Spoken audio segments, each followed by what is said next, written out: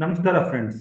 So Nifty weekly ಎಕ್ಸ್ಪೈರಿನಲ್ಲಿ 25th July ನಾವು ಯಾವ ರೀತಿ ನಿಫ್ಟಿ ಹಾಗೂ ಬ್ಯಾಂಕ್ ನಿಫ್ಟಿನಲ್ಲಿ ಟ್ರೇಡ್ ಮಾಡಬೇಕು ಅಂತ ಈ ವಿಡಿಯೋದಲ್ಲಿ ಡಿಸ್ಕಸ್ ಮಾಡೋಣ. ಸೊ ನಾವು ಪ್ರೀವಿಯಸ್ ವಿಡಿಯೋದಲ್ಲಿ ಡಿಸ್ಕಸ್ ಮಾಡಿದ್ದು 24th ಜುಲೈನಲ್ಲಿ ನಾವು ನಿಫ್ಟಿ ಓನ್ಲಿ 24,600 ಮೇಲೆ ಟ್ರೇಡ್ ಆಗಿ ಶುರು ಆದರೆ ಮಾತ್ರನೇ ಕಾಲಲ್ಲಿ ಪೊಸಿಷನ್ ತಗೊಳ್ಳೋಣ, ಇಲ್ದಿದ್ರೆ ಯಾವುದೇ ಪೊಸಿಷನ್ಸ್ ನಿಫ್ಟಿನಲ್ಲಿ ತಗೊಳ್ಳೋದು ಬೇಡ ಅಂತ. ಸೊ ನಿಫ್ಟಿ 24,500 ಕೆಳಗಡೆನೆ ದಿನವೆಲ್ಲ ಟ್ರೇಡ್ ಆಗ್ತಾ ವಾಲಟಿಲಿಟಿನಲ್ಲಿ ಎಂಡ್ ಆಫ್ ದ ಡೇ 24,413 ಹತ್ರ ಕ್ಲೋಸಿಂಗ್ ನ ಕಂಡಿದೆ. ಸೊ ಈ ಲೆವೆಲ್ ಇಂದ ನಾವು 25th ಜುಲೈ ಟ್ರೇಡ್ ಮಾಡಬೇಕು ಅಂತಂದ್ರೆ ಎಕ್ಸ್ಪೈರಿನಲ್ಲಿ ನನಗೆ ನಿಫ್ಟಿನಲ್ಲಿ ರಿಕವರಿ ಕಾಣೋ ಚಾನ್ಸಸ್ ತುಂಬಾನೇ ಕಾಣಿಸ್ತಾ ಇದೆ. ಕಾರಣ ಅಂತಂದ್ರೆ ನಿನ್ನೆ ದಿನ ಅದು ಯೂನಿಯನ್ ಬಜೆಟ್ ಸಮಯದಲ್ಲಿ ನಿಫ್ಟಿನಲ್ಲಿ ಬಂದ ಕರೆಕ್ಷನ್ ಸ್ಟ್ರಾಂಗ್ ಆಗಿ ರಿಕವರಿ ಕಂಡಿತ್ತು. ಸೊ ಈ ರಿಕವರಿ ಕಂಡ ಮೇಲೆ ಇವತ್ತಿನ ದಿನ ಬ್ಯಾಂಕ್ ನಿಫ್ಟಿನಲ್ಲಿ ಪ್ರಾಫಿಟ್ ಬುಕಿಂಗ್ ಬಂದ್ರೆ ಕೂಡ ನಿಫ್ಟಿನಲ್ಲಿ ಹೆಚ್ಚಿನ ಕರೆಕ್ಷನ್ ಬರಲಿಲ್ಲ. ನಿಫ್ಟಿ ಈವನ್ ತನ್ನ 20-day ಮೂವಿಂಗ್ ಆವರೇಜ್ ನ ಕೂಡ ಟೆಸ್ಟ್ ಮಾಡಲಿಲ್ಲ. ಸೊ ಇಲ್ಲಿಂದನೇ ರಿವರ್ಸಲ್ ಕಂಡು end of the day 10-day moving average ಕೆಳಗಡೆನೆ ಕ್ಲೋಸಿಂಗ್ ಕಂಡಿದೆ. ಸೊ ಈ ಲೆವೆಲ್ ಇಂದ ನಾನು ಸ್ಟ್ರಾಂಗ್ ರಿಕವರಿ ಎಕ್ಸ್ಪೆಕ್ಟ್ ಮಾಡ್ತಾ ಇದ್ದೀನಿ. ಓನ್ಲಿ ನಿಫ್ಟಿ 24,520 ಮೇಲೆ ಟ್ರೇಡ್ ಆಗಿ ಶುರು ಆದ್ರೆ ಇದು ಗ್ಯಾಪ್ ಅಪ್ ಅಲ್ಲೇ ಆಗ್ಬೋದು, ಅಥವಾ ಸ್ಟಾರ್ಟಿಂಗ್ ಆಫ್ ದ ಡೇ ಇಂದಾನೆ ಅಪ್ ಮೂವ್ ಕೊಟ್ಟು 24,520 ಮೇಲೆ ಟ್ರೇಡ್ ಆಗಿ ಶುರು ಆದ್ಮೇಲೆ ಆಗ್ಬೋದು. ಸೊ ಇಲ್ಲಿ ಬರೋ ರಿಕವರಿ ಅಪ್ ಮೂವ್ ನಿಫ್ಟಿನ ಮೇಲೆ 24,700 ಪ್ಲಸ್ 24,800 ವರೆಗೂ ಬರೋ ಚಾನ್ಸಸ್ ಇದೆ. ಸೊ ನಿಫ್ಟಿನಲ್ಲಿ ನಾವು ಕಾಲಲ್ಲಿ ಪೊಸಿಷನ್ ತಗೊಂಡು ನಮ್ಮ ಸ್ಟಾಪ್ ಲಾಸಸ್ ನ ಟ್ರೇಲ್ ಮಾಡ್ತಾ ಹೋಗ್ಬೇಕಾಗುತ್ತೆ. ಸೊ ನಿಫ್ಟಿನಲ್ಲಿ ಈ ಲೆವೆಲ್ಸ್ ಬಂದ್ರೆ ಮಾತ್ರ ನಾವು ಕಾಲ್ ಪೊಸಿಷನ್ ತಗೊಳ್ಳೋಣ. ಇನ್ನು ನಿಫ್ಟಿ ಕೆಳಗಡೆ ಅದು 24,520 ಇಂದ ಕೆಳಗಡೆ 24,280 ಈ ಲೆವೆಲ್ ಅಲ್ಲಿ ನಿಫ್ಟಿ ಕನ್ಸಾಲಿಡೇಷನ್ ಆಗೋ ಚಾನ್ಸಸ್ ಇರುತ್ತೆ, ಇಲ್ಲಿ ಪ್ರೀಮಿಯಂ ಡಿಕೆ ಆಗೋ ಚಾನ್ಸಸ್ ಇರುತ್ತೆ. ಸೊ ಈ ಲೆವೆಲ್ ಅಲ್ಲಿ ನಾವು ಯಾವುದೇ ಪೊಸಿಷನ್ ತಗೊಳ್ಳಲ್ಲ.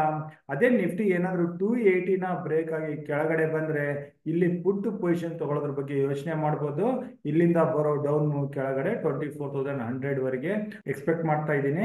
ಸೊ 24,280 ಕೆಳಗಡೆ ಪುಟ್ಟು ಹಾಗೂ 24,520 ಮೇಲೆ ಕಾಲು. ಸೊ ಈ ಲೆವೆಲ್ಸ್ ನ ಇಟ್ಕೊಂಡು ಮಾತ್ರ ನಿಫ್ಟಿ ವೀಕ್ಲಿ ಎಕ್ಸ್ಪೈರಿನಲ್ಲಿ ನಾವು ಟ್ರೇಡ್ ಮಾಡೋಣ. ಇನ್ನು ಬ್ಯಾಂಕ್ ನಿಫ್ಟಿಗೆ ಬಂದ್ರೆ, ಸೊ ನಾವು ಬ್ಯಾಂಕ್ ನಿಫ್ಟಿನಲ್ಲಿ ಡಿಸ್ಕಸ್ ಮಾಡಿದಂಗೆ bank Nifty starting of the day ಸ್ವಲ್ಪ ವಾಲಟಿಲಿಟಿ ನಂತರ ಬಿಯರಿಶ್ ರೆಡ್ ಕ್ಯಾಂಡಲ್ ಏನಾಗಿತ್ತು ಅದನ್ನ ಬ್ರೇಕ್ ಆಗ್ತಿದ್ದಂಗೆ ಬ್ಯಾಂಕ್ ನಿಫ್ಟಿನಲ್ಲಿ ನಮ್ಮ ಟಾರ್ಗೆಟ್ ಕೆಳಗಡೆ 51,000 ಹತ್ರ ಇತ್ತು.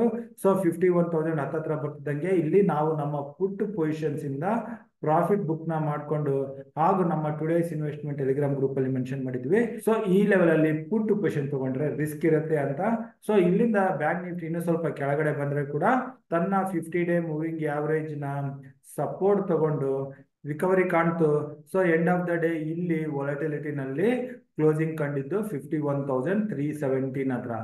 ಆಕ್ಚುಲಿ ಕ್ಲೋಸಿಂಗ್ 51,429 ಬಂದಿತ್ತು, ಆದ್ರೆ last half an hour average closing 51,317 ಹತ್ರ ಬಂದಿದೆ. ಸೊ ಬ್ಯಾಂಕ್ ನಿಫ್ಟಿನಲ್ಲಿ ಈ ಲೆವೆಲ್ ಇಂದ ಅಗೇನ್ ಕನ್ಸಾಲಿಡೇಷನ್ ಫೇಸ್ ಹೋಗೋ ಚಾನ್ಸಸ್ ಇದೆ. ಸೊ ಬ್ಯಾಂಕ್ ನಿಫ್ಟಿ ಈ ಲೆವೆಲ್ ಇಂದ ಇನ್ನಷ್ಟು ಅಪ್ ಮೂವ್ ಕೊಟ್ರೆ ಕೂಡ ನಾವು ಬ್ಯಾಂಕ್ ನಿಫ್ಟಿನಲ್ಲಿ 51,420 ಮೇಲೆ ಸಿ ಪೊಸಿಷನ್ಸ್ ತಗೊಂಡ್ರೆ ಇಲ್ಲಿಂದ 51,800 ವರೆಗೆ ಮಾತ್ರನೇ ಅಪ್ ಮೂವ್ ನೋಡ್ಬೋದು. ಸೊ ಸ್ಮಾಲ್ ಅಪ್ ಮೂವ್ಗೆ ಅದು 300 ಪಾಯಿಂಟ್ಸ್ ಮೂವ್ಮೆಂಟಮ್ಗೆ ನಾವು ಬ್ಯಾಂಕ್ ನಿಫ್ಟಿನಲ್ಲಿ ಕಾಲ್ ಪೊಸಿಷನ್ ತಗೋಬಹುದು. ಸೊ 51,800 ಇಂದ ಮೇಲೆ 52,000 ವರೆಗೆ ಇಲ್ಲಿ ಬ್ಯಾಂಕ್ ನಿಫ್ಟಿಯ 5-day 20-day ಹಾಗೂ 10-day ಮೂವಿಂಗ್ ಆವರೇಜ್ಗಳಿದಾವೆ. ಸೊ ಈ ಲೆವೆಲ್ ಅಲ್ಲಿ ಬ್ಯಾಂಕ್ ನಿಫ್ಟಿಗೆ ರೆಸಿಸ್ಟೆನ್ಸ್ ಇರುತ್ತೆ.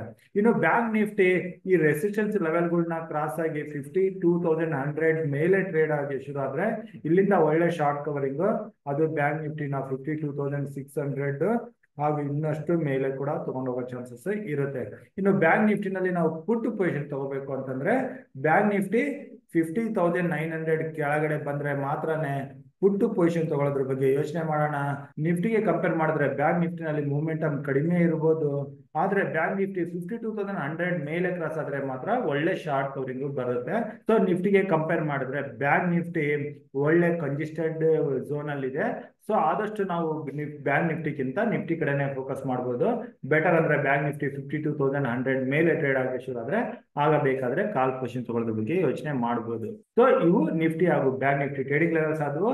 ಇನ್ನು 26 ಜುಲೈ ಶುಕ್ರವಾರದ ಟ್ರೇಡಿಂಗ್ ಲೆವೆಲ್ಸ್ ತಗೊಂಡು ನಾನು ನಾಳೆ ಬರ್ತೀನಿ. ಅಲ್ಲಿವರೆಗೆ ನಿಮ್ಗೆಲ್ಲ ನನ್ನ ಕಡೆಯಿಂದ ಧನ್ಯವಾದಗಳು. Thank you.